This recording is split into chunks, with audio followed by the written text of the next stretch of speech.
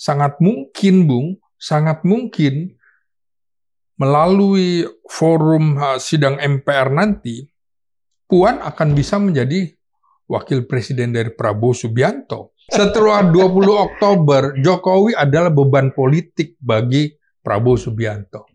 Akan banyak gugatan-gugatan. Pilihan kepada Prabowo, Anda memilih menjaga Jokowi atau memilih kepentingan bangsa yang lebih besar.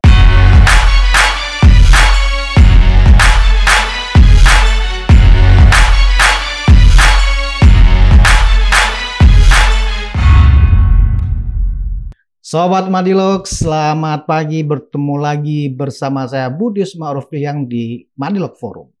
Hari ini Selasa 10 September 2024. Yang pasti hari ini hari spesial. Hari spesial, kenapa saya bilang hari spesial? Karena malam nanti timnas Garuda kita ya akan menjamu Australia dan kita berdoa semoga tim nasional kita menang hari ini. Dan seperti biasa setiap Selasa kita akan melakukan review makropolitik yang terjadi selama sepekan terakhir dan proyeksi makropolitik sepekan ke depan juga. Dan seperti biasa langganan dari Madilog Forum bersama saya sudah hadir. Bung, selamat ginting, Bung. Apa kabar, Bung? Kabar baik, alhamdulillah, sehat walafiat. Ginting hari ini sangat paten kali ini formasi hitam dan kremnya, ya kan? Warna apa itu? Celananya Prabowo ya? Iya, cuma sakunya nggak banyak. Oh iya, sakunya. Apa kabar, Bung? Kabar baik. Kabar baik ya. Nah, Bung, kita langsung aja, Bung, ya kan? Proyeksi Bung yang sepekan terakhir. Setelah Paus Fransiskus meninggalkan Indonesia kunjungannya, demo akan rame lagi.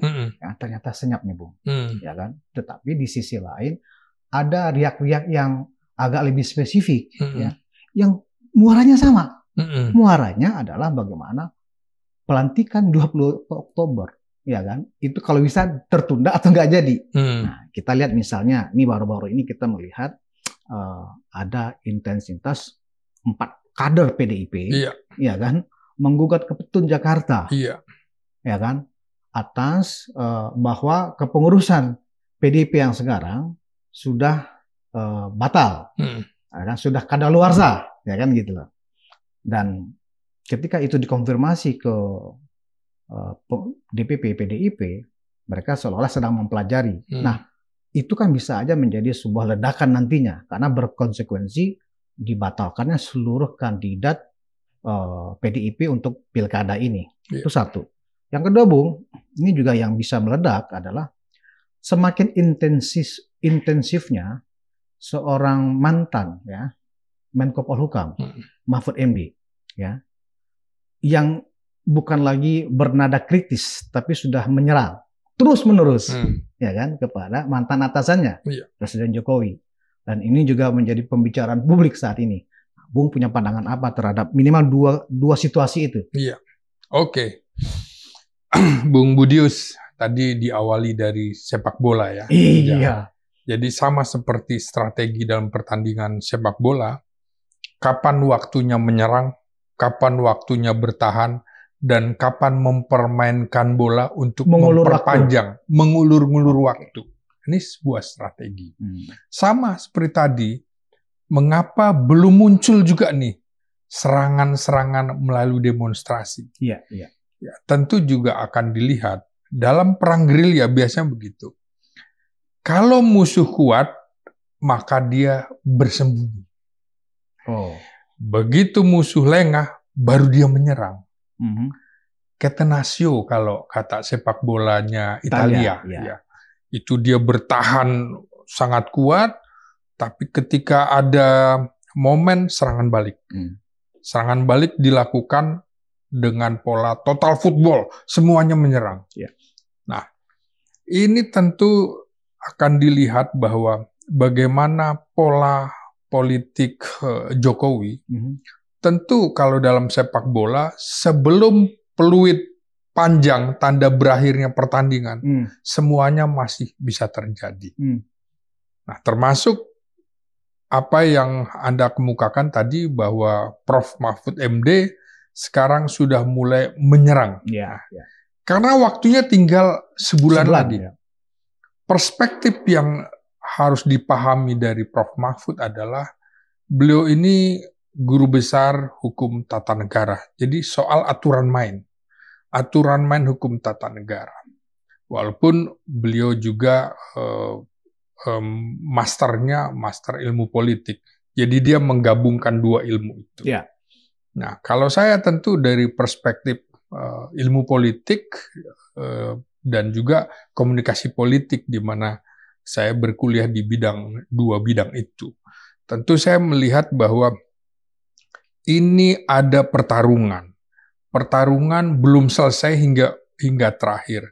Yang Mahfud ingin pesankan menurut saya adalah mengingatkan kepada Prabowo bahwa Anda jangan terlena dengan Jokowi. Tentu dalam 4-5 hari terakhir kemarin ada pernyataan Prabowo yang memuji Jokowi setinggi langit. Begitu ya. Itu memang etika pergaulan. Sebagaimana juga presiden-presiden sebelumnya pada waktu peralihan kekuasaan, tentu kita bisa lihat Presiden Soeharto pada saat menjabat menjadi pejabat presiden, kepada Bung Karno juga begitu. Jadi ya mikul dhuwur mendem jero gitu, menempatkan sang pendahulu di tempat yang terhormat begitu, tidak ingin ditonjolkan kegusaran dia bahwa tidak setuju dengan pola-pola yang dilakukan Presiden Soekarno, juga sama dengan sekarang. Presiden terpilih Prabowo juga sesungguhnya gusar terhadap Presiden Jokowi, tapi dia tidak ingin menunjukkan itu melalui wajahnya, melalui mulutnya, tapi tentu menggunakan pihak-pihak yang lain. Mahfud MD kan juga bagian dari Prabowo Subianto ketika menjadi calon presiden 2014. Ketua tim sukses. Ketua tim sukses. Ya. Jadi sudah ada terkoneksi. Prabowo juga belajar banyak tentang hukum tata negara dari situ. Sampai akhirnya juga pada terakhir 2019 justru Mahfud MD yang hampir juga menjadi wakil Presiden Jokowi yang akhirnya digantikan oleh Ma'ruf Amin. Motifnya apa yang dilakukan oleh MMD ini menurutmu? Ya, saya kira apakah dalam konteks pertandingan bola tadi, apakah MMD sedang memainkan playmaker kah? Atau memang sebagai bertahankah? Atau striker? Iya. Nah, kalau dilihat dari konteks main bolanya seperti yang Bung awali tadi, ya dia MMD dalam kapasitas sebagai apa nih sekarang? Sudah di luar lapangan pertandingan sepak bola, komentator. Oh, sebagai komentator. Sebagai komentator, tapi kan juga bisa mempengaruhi gitu ya. Komentator mempengaruhi misalnya. Jadi bukan sebagai pemain ya? Bukan, pelatih agar waktunya menyerang kira-kira gitu. Karena menurut saya di luar dugaan Partai Golkar kan sudah menutup pintu untuk Jokowi. Ya. Rencana dia akan ditempatkan sebagai dewan pembina, dewan penasehat sudah nyaris nggak ada. Sudah nggak ada gitu. Nah, kita lihat lagi dengan tadi yang Anda kemukakan, tiba-tiba muncul gugatan dari kader PDIP terhadap kepengurusan PDIP. Wajar orang mempersepsikan ini bagian dari serangan balik yang dilakukan. Dari siapa? Kan orang PDIP sendiri yang mengajukan. Oh iya, yang menarik adalah kenapa ini tidak diajukan sebelumnya pada Agustus 2024, di mana kepengurusan hasil Kongres 2019-2024 berakhir. Nah, jangan lupa pada saat itu Menteri Hukum dan HAM adalah orang PDIP, Yasona Lawli. Sehingga gugatan itu akan nabrak tembok begitu ya kalau itu dilakukan. Pada saat Lawli masih menjabat. Pada saat Yasona Lawli. Nah, sekarang kan bukan. Maka gugatan itu dilakukan. Nah, ini kan juga bisa saja persepsi publik bahwa di saat-saat terakhir ini Jokowi melakukan serangan ke PDIP. Wajar ada persepsi seperti itu. Karena secara konstitusi begitu ya, ini bisa dipersoalkan kepengurusannya. Kepengurusannya karena sesuai ADART kan mestinya tidak boleh ada perpanjangan kepengurusan. Kalau mau, apalagi setahun ya, kalau mau seharusnya melalui Kongres. Kongres bisa dibatalkan melalui Kongres atau Kongres luar biasa. Kita ingat, Bung, peristiwa Juli 1996. Itu menjelang 1 tahun berlangsungnya pemilu presiden, pemilu ya, termasuk memilih presiden pada era Presiden Soeharto. Gusar Presiden Soeharto. Kenapa? Karena bisa saja PDI mengajukan Megawati sebagai calon presiden. Ya. Bagi Soeharto kan nggak boleh ada lawan tanding kan begitu. Sebelumnya juga sudah pernah terjadi pada tahun 80-an ketika Haji Naro dari P3 diajukan untuk menandingi Sudarmono untuk menjadi wakil presiden. Ini saja membuat Soeharto marah. Ada tanda-tanda seperti itu, maka kenapa perlu ada serangan balik yang dilakukan oleh anggap dari kubu istana misalnya? Kalau memang itu dugaan Bung, apa perlunya gitu loh? Bung, selama ini kan sikap dari istana kan sudah bagus ya, iya. Cenderung untuk membiarkan apapun bentuk serangan, iya. Hujatan, fitnah dan seterusnya. Even itu ada yang sifatnya masuk ke area hukum misalnya, iya. ya kan? Nah, kenapa kok sekarang dianggap itu bagian dari attach dari atau serangan dari pihak istana? Jokowi ini tentu orang yang paling gelisah menurut saya sekarang. Sekarang. Kalau kita membaca puisinya Khairul Anwar yang berjudul Sia-sia tahun 1943 itu, mampuslah kau, ya kan? Mampuslah kau dikoyak-koyak sepi, kira-kira gitu. Ya. Jadi mampuslah kau dikoyak-koyak sepi. Nah, sia-sia artinya sia-sia perlawanan kalau tidak mendapatkan dukungan. Tinggal kita melihat ini. Jokowi tentu tidak bisa masuk ke Partai Gerindra, partai nomor 2, nomor 3 terkuat, karena sudah ada Prabowo yang akan menjadi presiden terpilih. Jokowi juga tidak bisa masuk ke PDIP sebagai pemenang pemilu legislatif 3 kali berturut-turut. Jokowi juga ternyata tidak bisa sepenuhnya mengendalikan Golkar. Nah, ini ada peluang ini. Peluang itu menjadi menurut saya akan dimanfaatkan semaksimal mungkin karena Bung, kalau saja PT UN memenangkan gugatan itu artinya akan panjang.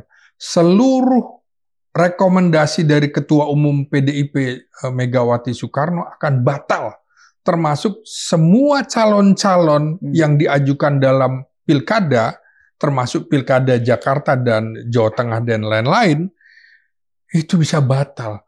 Ini akan terjadi kehebohan luar biasa. Dan kita akan melihat juga apakah PDIP akan membiarkan seperti itu. Apakah tanduknya akan tetap disimpan atau akan digunakan untuk melawan hal itu. Kita ingin tahu itu. Sambil sekarang... Jadi berujung kepada instabilitas politik ini ya? Tentu akan terjadi instabilitas politik. Ya kenapa juga baru diajukan setelah Menkumhamnya juga berganti. Nah ini kan tentu dilihat bahwa ini ada kelemahan dari PDIP. Kenapa tidak segera dilangsungkan kongres saja pada waktu Agustus 2024 itu? Iya, berakhirnya seperti itu. Sehingga kalau digugat bisa batal nih Bung. Jadi pola-pola yang dilakukan Jokowi ya seperti itu. Peran atau kontribusi dari Menkumham yang sekarang terhadap gugatan itu apa kira-kira? Kan itu kan masuknya ke petun. Betul. Ya kan? Ya tentu akan semuanya rekomendasinya akan diserahkan kepada Menkumham. Artinya juga gugatan kepada Menkumham yang mengabulkan kepengurusan baru itu bisa digugatkan. Itu lemah dasar hukumnya. Jadi menurut saya ini yang peluang yang dimanfaatkan. ini perang belum selesai. Benar. Antara Jokowi dengan Megawati belum selesai, Bu. Jadi kehadiran Pramono yang pekan lalu kita anggap sebagai bentuk baru dari konsensus antara Jokowi dengan Mega ternyata buyar lagi dengan adanya gugatan ini. Iya. Nah, jadi pertarungan belum selesai ya. Tentu saya sebagai ilmuwan gitu, analis politik akan melihatnya dari sisi pertarungan. Secara materi pengaduannya memang sekuat itu, Bung. Iya. Karena memang dianggap hasil kongres yang terakhir berakhir kan kepengurusan ini tanggal 9 Agustus 2024. Iya. Sementara ada rekomendasi dari DPP itu untuk untuk para peserta pilkada dari PDIP itu kan akhir Agustus. Iya. Artinya rekomendasi yang keluar itu ditandatangani oleh pengurus yang sudah kadaluarsa. Begitu maknanya. Iya. Ini kita bisa lihat bagaimana MK dalam waktu secepatnya bisa mengabulkan. MA dalam waktu secepatnya bisa mengabulkan. Jadi Bung membayangkan keputusan Petun, ya daya ledaknya bisa sama dengan keputusan MK yang 60-70. Loh iya, semuanya bisa saja terjadi ya. Memang akrobatik politik Jokowi luar biasa ya. Ini yang membuat Jokowi dinilai menggerus demokrasi di Indonesia, membuat demokrasi mandek di Indonesia. Jadi penghormatan terhadap etika demokrasi itu rendah. Nah, Bung, oke. Kenapa kemudian selalu ya dialamatkan hal-hal seperti ini ya? Iya. Selalu kepada istana, selalu kepada Jokowi. Wah, ini pasti di belakangnya Jokowi. Kenapa selalu persepsinya selalu dikaitkan ke sana? Bisa saja kan di PDIP kan sendiri juga ada faksi-faksi ya, Iya. Ya kan? Iya. Artinya bahwa seluruh petugas partai di sana tegak lurus pada ketua umum itu betul sebagai sebuah normatif, ya toh? Tetapi yang namanya di dalam partai kan ada kelompok-kelompok, ya kan? Ada yang merasa nyaman, ada yang tidak nyaman. Nah, mungkin mereka menilai, wah ini sudah kadaluarsa nih. Menurut ADART, ya kan? Menurut hasil kongres juga. Nah, artinya apa? Bisa saja ini nggak ada kaitannya dengan Jokowi. Saya bukannya membela Jokowi atau istana, tetapi kita mencoba menganalisa ini secara real, ya, secara objektif aja gitu loh, Bung. Ya, tentu orang juga menghubungkan kemarin sudah ada deklarasi, ada pasukan berani mati membela Jokowi, yang itu akan show of force pada tanggal 22 September 2024 ini.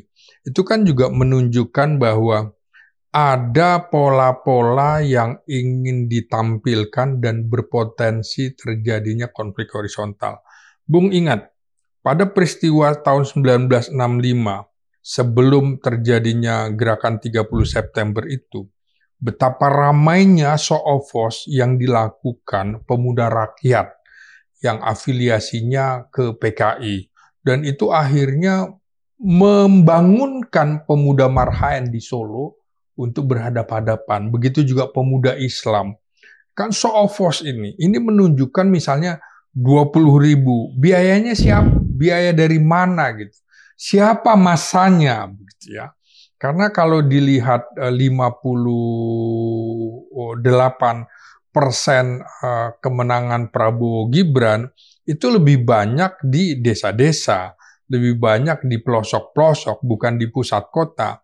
Ini akan deklarasi juga di Tugu Proklamasi, tempat di mana deklarasi proklamasi kemerdekaan Indonesia digaungkan, diumumkan di situ.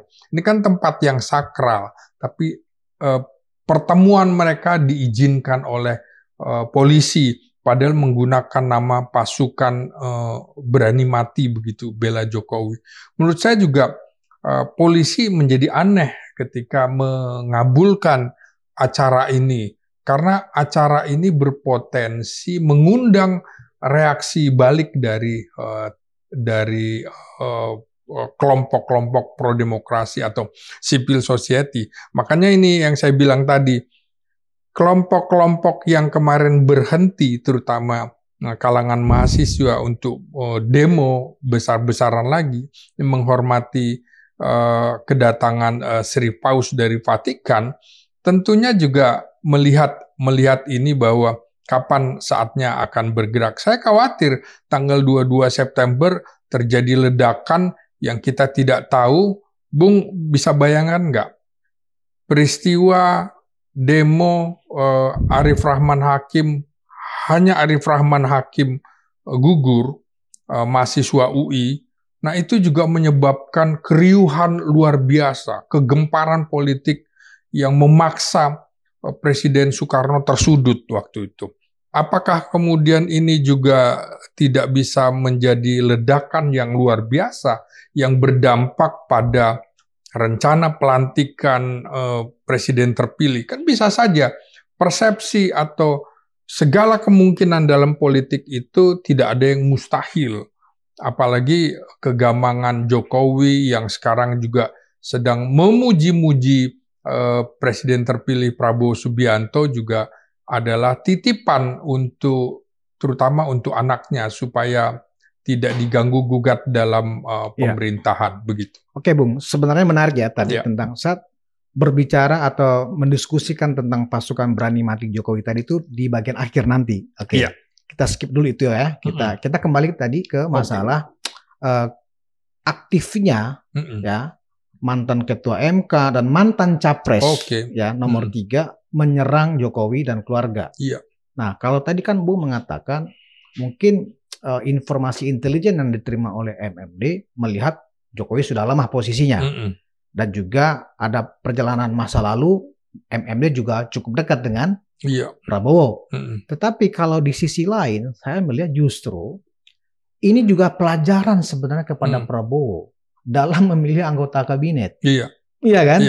Artinya jangan gampang percaya kepada calon pembantu yang kalau diberhentikan atau kalau ketika tidak satu kapal lagi akan menyerang, kan begitu loh. Dan ini adalah baru pertama kali saya pikir ya seorang mantan menteri ya istilahnya itu menteri utama lah ya Menko Polhukam kan gitu ya yang mengkoordinir dari Menteri Dalam Negeri, Menteri Luar Negeri, Panglima TNI, Kapolri dan seterusnya dan Kepala BIN, ya kan? Tiba-tiba sekarang melihat Jokowi, melihat Presiden Jokowi yang dulu adalah atasannya yang selalu dia pasang badan untuk itu, ya kan? Seperti dihabisin gitu loh. Nah, Prabowo juga berpikir gue jangan pernah punya menteri yang seperti ini nanti gitu loh. Menurutmu seperti itu nggak? Yang juga bisa ditafsirkan atau yang diambil pelajaran oleh Prabowo dalam membentuk kabinet sebentar lagi. Iya, pesan yang saya tangkap dari Mahfud MD adalah Presiden Jokowi masih akan terus cawe-cawe, terutama juga dalam pilkada. Ini diingatkan, terutama pilkada Jawa Tengah dan Sumatera Utara. Bung hari ini hari ini elektabilitas Andika Perkasa sudah melebihi Ahmad Lutfi. Ini luar biasa pertarungan bagi PDIP di kandang banteng.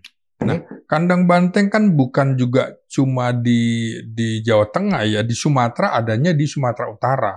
Maka pertarungan luar biasa di sana juga mau tidak mau saya kira Jokowi tidak akan tampil ya dalam politik apa yang dilakukan tangan kanan. Tangan kirinya jangan tahu begitu apalagi dalam pola Raja Jawa tanda petik itu.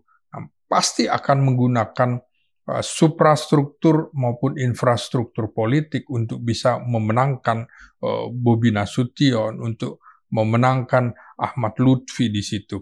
Nah, tentu ini ditangkap oleh Mahfud MD bahwa jangan sampai sebenarnya Prabowo mau menjadi petugas dari Presiden Jokowi. Jadi semacam petugas partai ini, petugas mantan presiden. Saya kira kita bisa lihat apa makna yang diucapkan oleh Presiden SBY kemarin dalam pidatonya bahwa hanya ada satu matahari di Demokrat, yaitu AHY. Nah, dia juga mengkritik bahwa begitu juga di pemerintahan di negara hanya harus ada satu. Nah, harusnya kan tahu diri. Artinya SBY sebenarnya menyindir Jokowi. Gua waktu menjelang lengser itu nggak ngapa-ngapain, tidak memaksa orang-orang yang ditempatkan menjadi orang nomor 2 di angkatan, wakil kepala staf angkatan darat, wakil kepala staf angkatan laut, wakil kepala staf angkatan udara, dan wakil Kapolri, tidak ujuk-ujuk diplot untuk menjadi orang nomor 1 di angkatannya. Tidak. Dia tahu diri itu, tidak mau. Dan ini juga sebenarnya sama ketika SBY menolak mengajukan Jenderal Ryamizat Triakudu menjadi Panglima TNI. Walaupun Megawati sudah menyorongkannya di ujung masa pemerintahannya. Padahal kan dalam pemilu sudah kalah. Ya, kira-kira seperti itu. Ini mengingatkan pada Jokowi, lo harus tahu dong etika pemerintahan, nggak ada matahari kembar, nggak ada matahari 2, matahari 3. Seharusnya jangan ganggu Prabowo, kira-kira seperti itu. Sambil kalau kita lihat pernyataan Prabowo, dia akan mengejar para koruptor segala macam. Tapi di sisi lain, kan ada percepatan untuk memilih komisioner KPK. Seharusnya di era pemerintahan baru, tapi ini dipaksa dipercepat oleh Jokowi di masa pemerintahannya. Apakah Anda yakin bahwa komisioner itu ruang hampa? Kan tidak dalam politik. Ada titipan-titipan tertentu. Siapa? Ya titipan dari penguasa. Jokowi menurut saya sudah gelisah begitu ya, bahwa yang dikemukakan oleh Mahfud MD itu kejar kesalahan-kesalahannya. Kejar. Karena apa?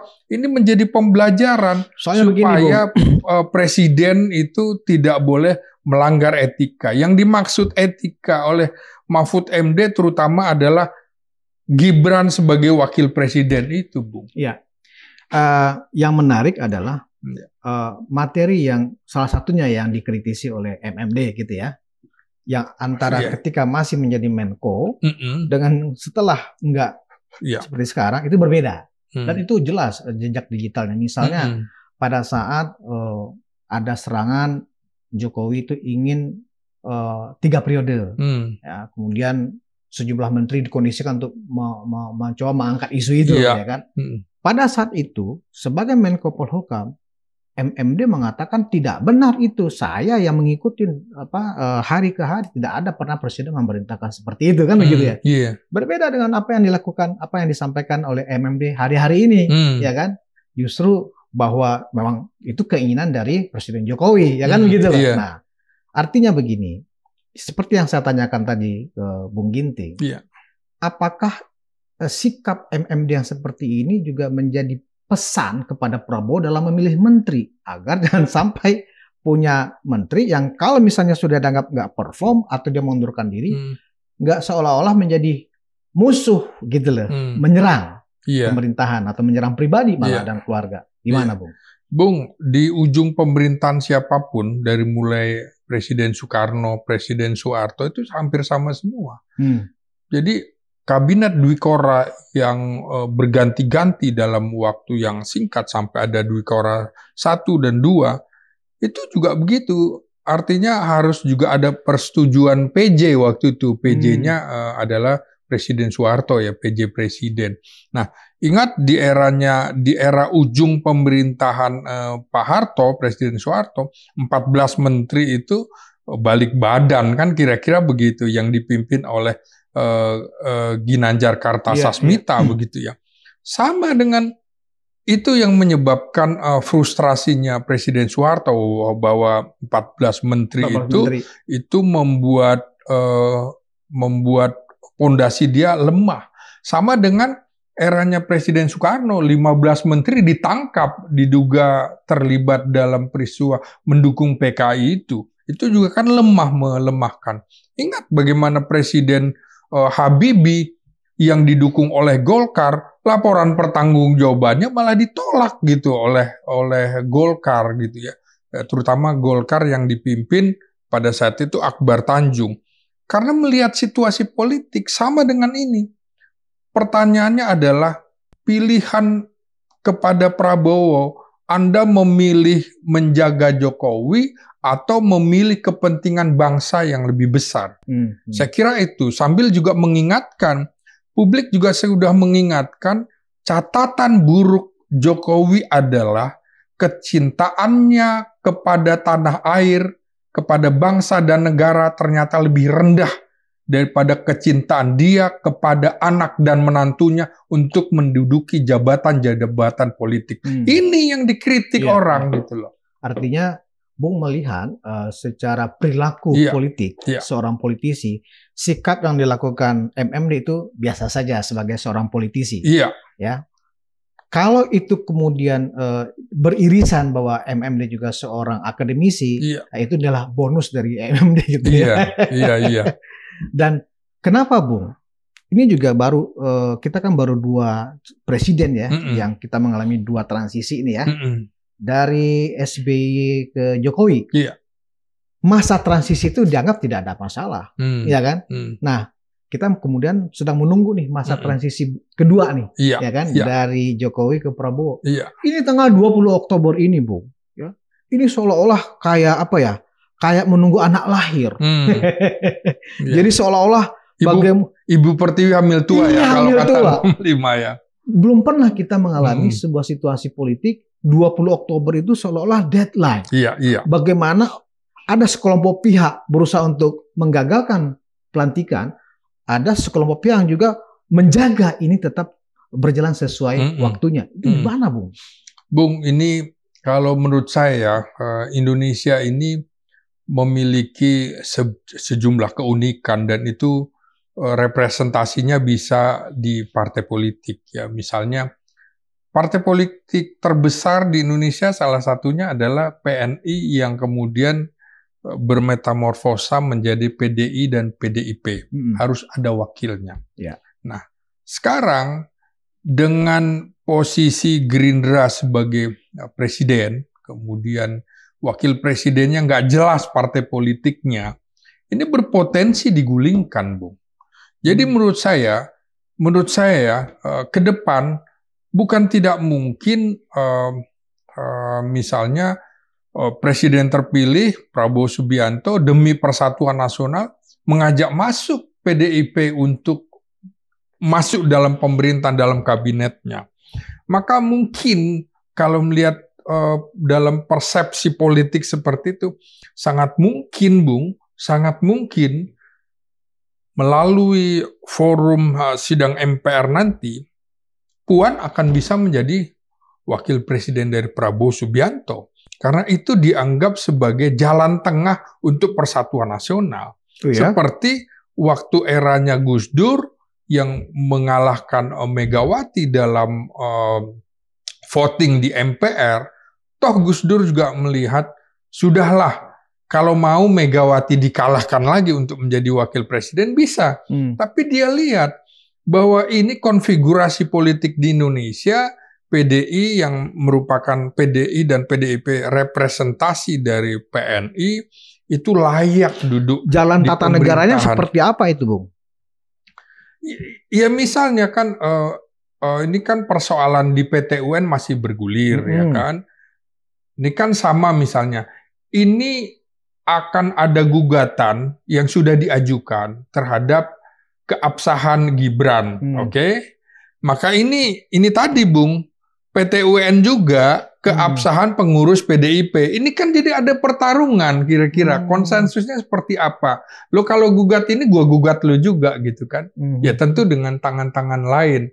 Wajar orang merepresentasikan bahwa persepsi istana bermain di belakang pertanyaannya, kelompoknya. Bung, apakah keputusan MK bisa dipetunkan lagi? Bukankah keputusan MK itu final dan mengikat? Bung, persoalan yang digugat bukan itu saja. Banyak hal sampai akun medsos Fufu Fafa yang sekarang sudah terungkap bahwa ini diduga milik Gibran dan lain-lain. Itu kan juga mengingatkan kepada Prabowo Subianto, lo itu tersinggung betul kan? Dikasih nilai 11 dari 100. Nah, ini menyinggung harkat dan martabat pribadi keluargamu, dirimu dan harga dirimu. Nah, itu wakilmu. Apa bisa terima seperti itu? Nah, kira-kira seperti itu. Nah, sama dengan apakah Prabowo akan mampu menjaga, mengamankan keluarga Jokowi? Belum tentu, Bung. Prabowo itu sebagai mantu dari Presiden Soeharto juga tidak mampu mengamankan Presiden Soeharto, mantan Presiden Soeharto, untuk dibawa ke forum hukum. Ya, forum hukum diperiksa oleh kejaksaan dalam kasus-kasus. Nggak berdaya juga kan. Nggak berdaya juga sebagai menantu kalau kepentingan bangsa.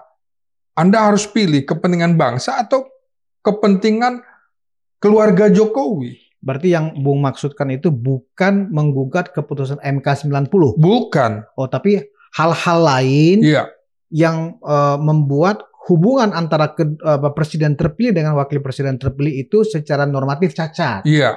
Kalau memang bisa dibuktikan, atau ada yang menggugat akun Fafa Fufu itu. Iya.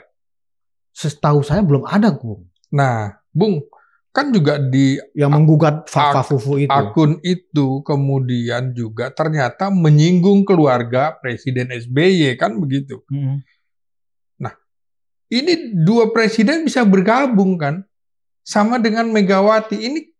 Ini yang menghubungkan adalah akun-akun ini, sehingga mereka dalam politik itu musuhmu adalah kawanku, kan kira-kira begitu. Ini juga bisa menggabungkan hal-hal seperti itu. Ya, berarti jalannya memang mungkin dari penelusuran tim cyber barangkali ya. Iya.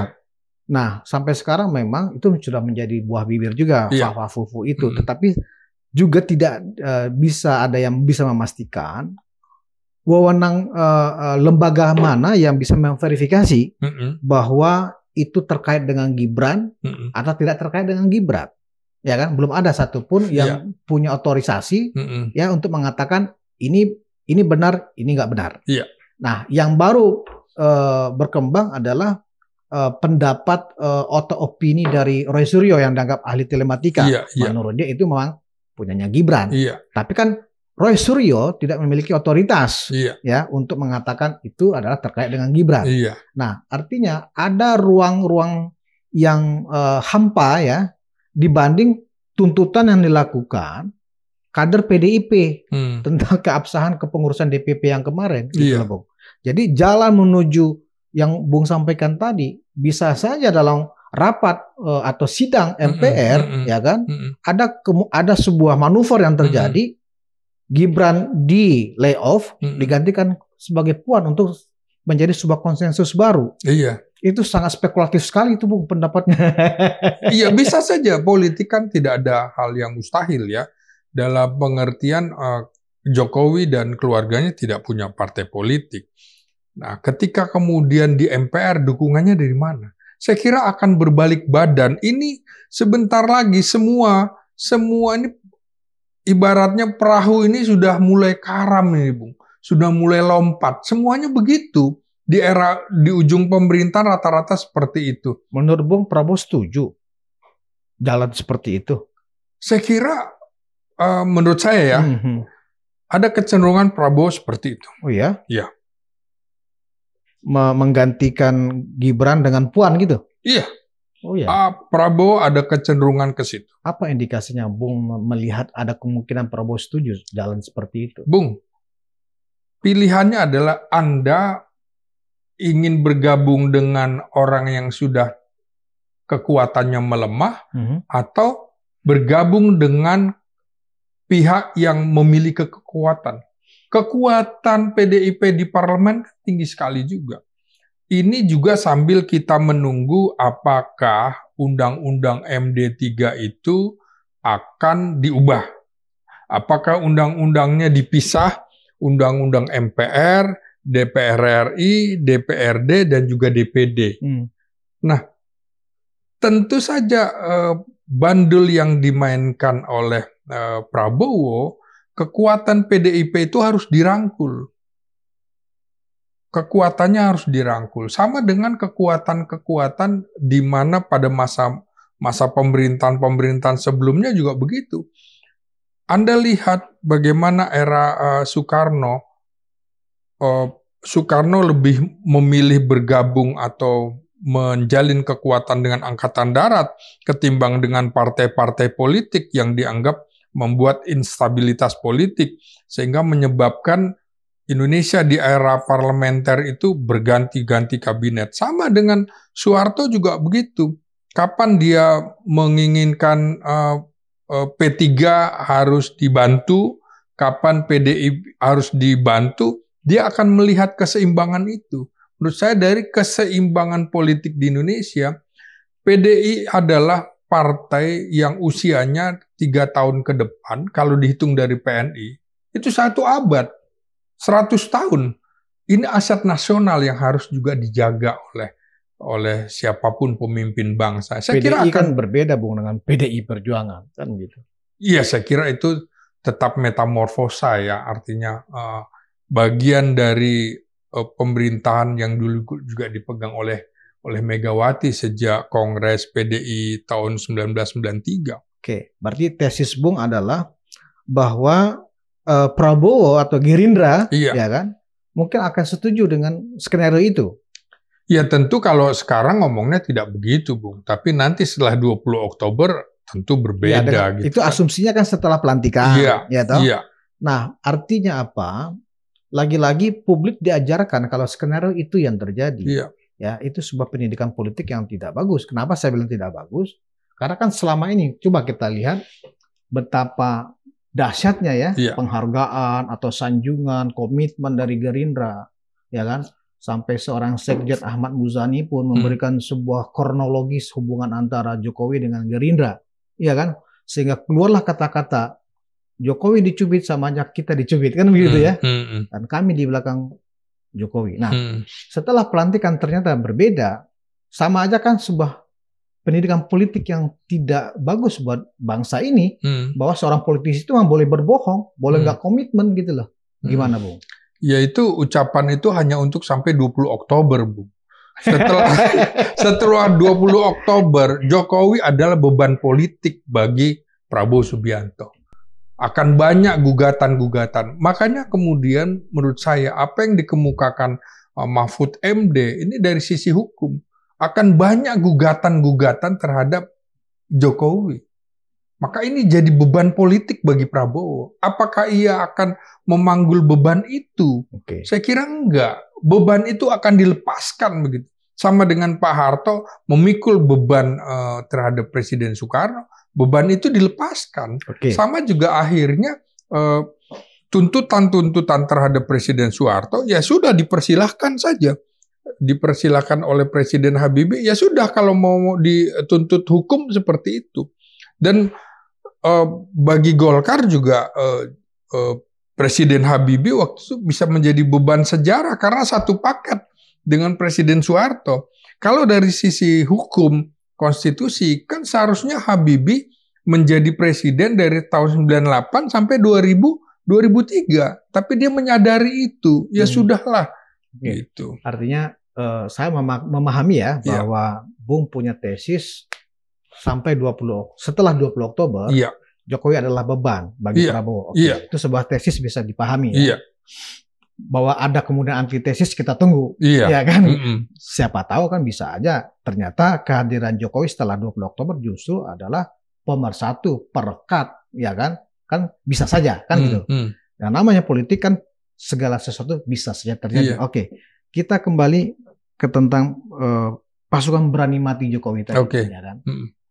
Bung, saya sudah coba tanya ke beberapa orang dekat yang relawan-relawan Jokowi ya, itu siapa yang kelola? Apakah memang itu sepengetahuan Pak Jokowi dan seterusnya? Mereka mengaku nggak tahu. Bisa saja ini hanya perang rumor, perang gosip, ya kan? Seolah-olah ingin mengatakan Jokowi nggak sendiri. Menurut Bung, apakah pasukan berani mati itu secara institusi memang ada? Siapa orangnya? Di mana markasnya? Gitu loh, Bung. Ya, mudah saja dimaknainya. Jokowi keluarkan aja pernyataan, bubar pasukan itu, jangan bawa-bawa nama saya. Gitu. Artinya kalau ada pernyataan seperti itu orang udah paham. Nah, tapi kan tidak. Sama dengan kasus bagaimana KSP Muldoko itu membegal Demokrat. Ya. Tapi kan nggak pernah ngomong. Kalau Jokowi ngomong hentikan itu kan selesai. Ini kan nggak ada. Maka itu dimaknai dan ini membuat pernyataan SBY kemarin ya. Bagaimana dalam 9 tahun ini kami menjadi oposisi dikerjain habis-habisan. Oleh siapa? Kita lihat pernyataan Prabowo Subianto. Ada yang haus kekuasaan. Siapa haus kekuasaan? Ya penguasa. Siapa penguasanya? Ya Jokowi. Saya kira mudah memaknai itu. Sama dengan ini. Seharusnya Jokowi minta hentikan itu. Jangan izinkan kepolisian. Karena membawa-bawa nama saya. Begitu kan ini enggak. Artinya ya seperti saya bilang. Ya nanti ngomongnya ya tanya mereka. Jangan tanya saya. Saya enggak tahu. Kalau Bung Ginting sendiri menginterpretasikan pasukan berani mati Jokowi itu seperti apa sih? Apakah itu sebuah brigade ya kan, yang bersenjata ya kan, atau seperti apa sih? Ya. Atau itu cuma sebagai sebuah permainan diksi ya, permainan propaganda aja. Saya sampai sekarang belum menemukan sebuah informasi yang jelas ya. Seperti apa sih pasukan berani mati Jokowi itu? Apakah itu berupa penduduk sipil, yang terlatih misalnya, atau seperti apa? Saya juga. Nah makanya siapa mereka? Rakyat atau dia bagian dari struktur negara yang sedang dimainkan? Menggunakan istilah pasukan ya kan? Iya seperti itu.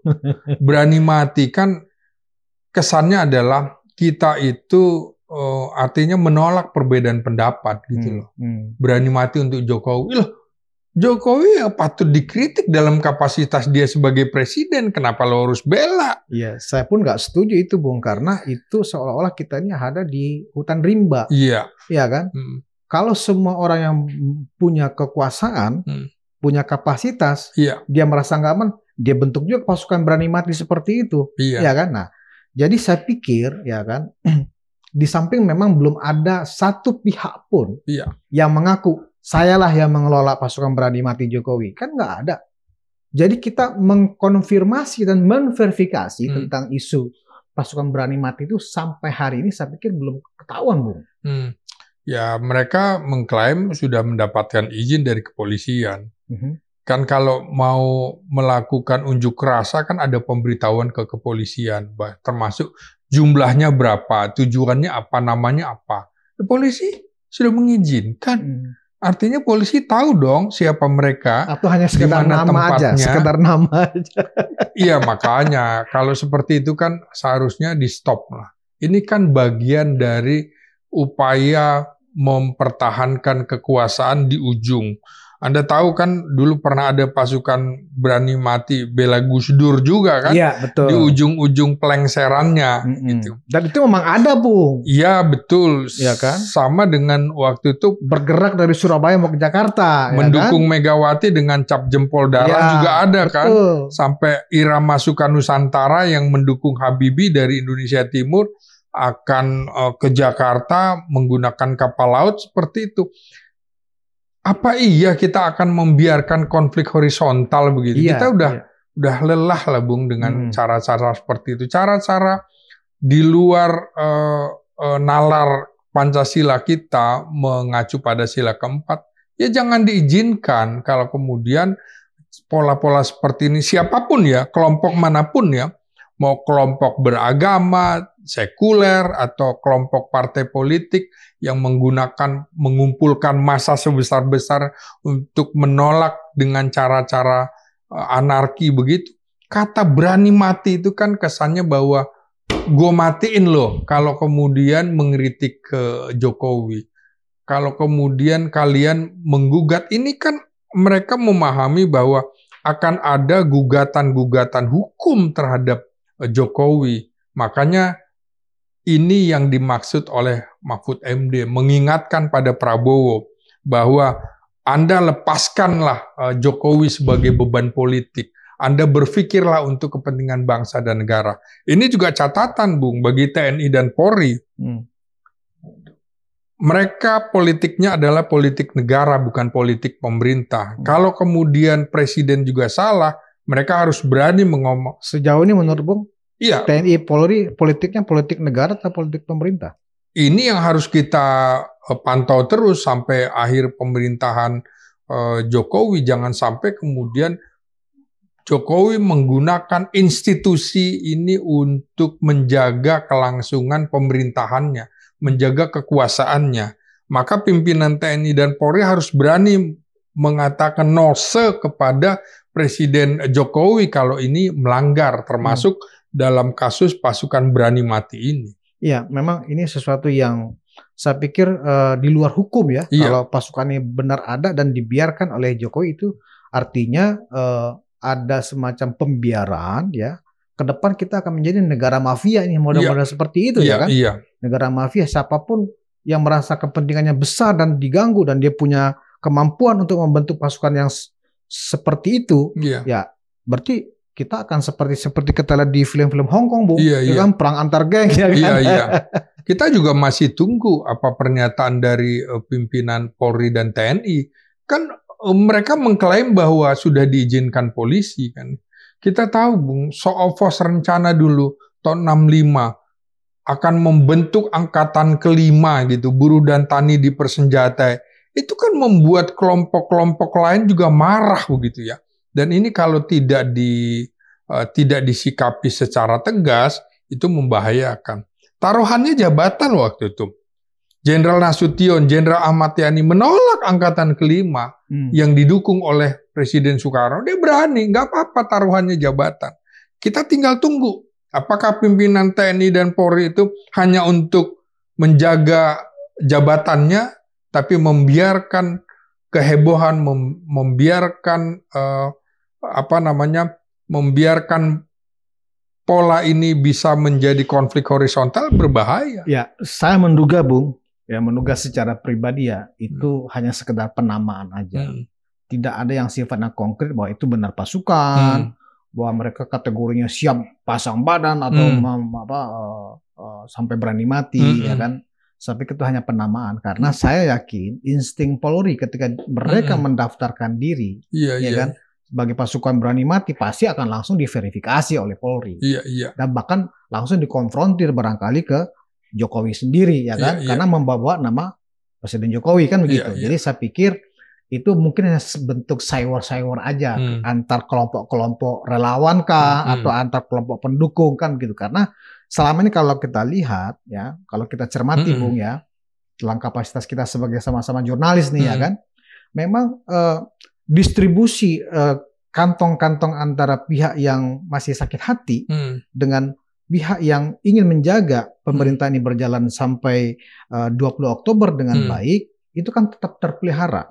Dan bahkan cenderung pihak yang ingin menjaga ini transisi ini berjalan baik itu terkesan lebih banyak diam daripada yang merasa melakukan agresivitas dalam bentuk kegiatan-kegiatan politik. Nah, mungkin dengan dimunculkannya isu ini, ya kan, ada pasukan berani mati seolah-olah memberi kesan gentar atau efek kejut dulu ya kan, supaya ini lebih tertata dan kemudian menjadi tidak suhunya menjadi kemudian lebih turun lagi.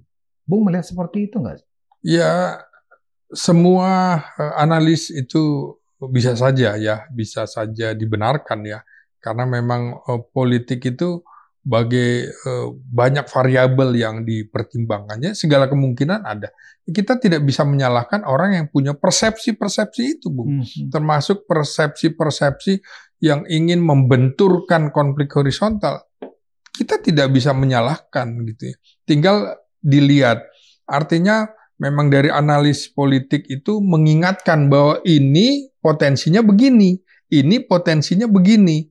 Ya, tinggal kemudian semua harus memahami bahwa hasil pemilu udah selesai. Hormati hasil pemilu. Kita punya presiden terpilih yang baru. Nah, itu hormati. Kita berikan kewenangan presiden, tapi tentu dengan kalangan jurnalis, kalangan akademisi, tetap harus beroposisi dengan siapapun presidennya, supaya mengingatkan, jangan terjerumus gitu, menurut saya. Jadi sepekan ke depan menurut Bung ada beberapa hal yang perlu kita cermati ya. Iya. Langkah dari yang melakukan gugatan di petun, Iya. ya kan? Kemudian bargaining politik setelah transisi, ya kan? Seperti dugaan-dugaan bahwa yang akan menjadi wapres nanti adalah Puan Maharani, bukan Gibran Rakabuming, ya kan? Gitu.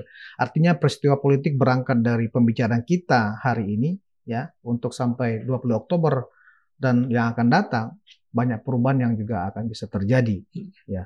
Dan menurut Bung, lebih memilih yang mana, Bung? Peristiwa 20 Oktober berjalan smooth atau memang ada ledakan? Ya, tentu saya menginginkan bahwa mekanisme kepemimpinan nasional itu berjalan sesuai dengan agenda nasional. Tanggal 20 Oktober itu tidak bisa dimajukan dan tidak bisa dimundurkan, tetap harus berlangsung. Siapapun yang menginginkan terjadinya gejolak, untuk sementara tutup mata, tutup telinga, bahwa kita tetap harus menghormati mekanisme konstitusi. 20 Oktober adalah pergantian kepemimpinan nasional. Kita harus konsisten, sebagaimana kita konsisten juga tidak menyetujui perpanjangan masa jabatan Presiden Jokowi dengan alasan apapun, termasuk alasan COVID, tidak menyetujui ada perubahan Undang-Undang Dasar 45, di mana presiden bisa lebih dari 2 periode. Kalau kita konsisten seperti itu, maka pihak-pihak yang 16% maupun 24% hasil Pilpres kemarin harus menghormati. Keputusan 58% ini adalah keputusan bulat yang sudah digolkan menjadi kesepakatan nasional. Satu lagi juga, Prabowo juga jangan merasa bahwa atas berkat Jokowi yang luar biasa dia menjadi presiden. Tidak. Dia kan sudah mengumpulkan 46% pada 2014. 2019 juga kisarannya sekitar 45%. Jadi Prabowo ini kan sudah punya modal sosial politik yang cukup bagus. Tinggal menambah 6% saja.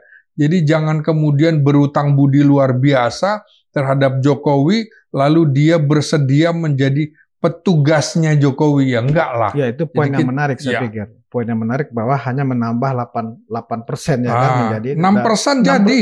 Ya, dari 46 menjadi 58%. Kan 51 kan udah jadi pemenang gitu kan. Artinya memang banyak variabel sih ya yang bisa dipakai oleh Prabowo dalam mengapresiasi kontribusi dan dukungan Presiden Jokowi selama ini. Dan kita tentu berharap pimpinan nasional ini berjalan baik-baik saja karena ada agenda besar, ada agenda besar yang menanti kita, yaitu Indonesia Emas 2045. Kira-kira seperti itu, Bung. Ya.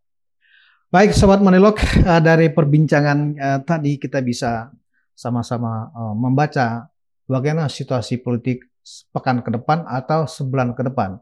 Dan kita tentu berharap ya situasi akan berjalan baik-baik saja. Tidak perlu ada konflik karena negara kita sedang menuju suatu visi besar Indonesia Emas 2045. Dan jangan lupa stay tune jam 7 malam Indonesia melawan Australia. Sampai jumpa. Terima kasih. Terbentur.